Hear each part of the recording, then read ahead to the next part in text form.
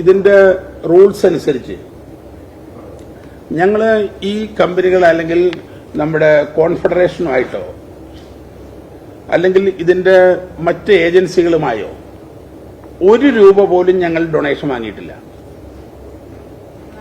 ₹1 പോലും ആരുടെ കയ്യിൽ നിന്ന് ഞങ്ങൾ കൈപ്പറ്റിയിട്ടില്ല.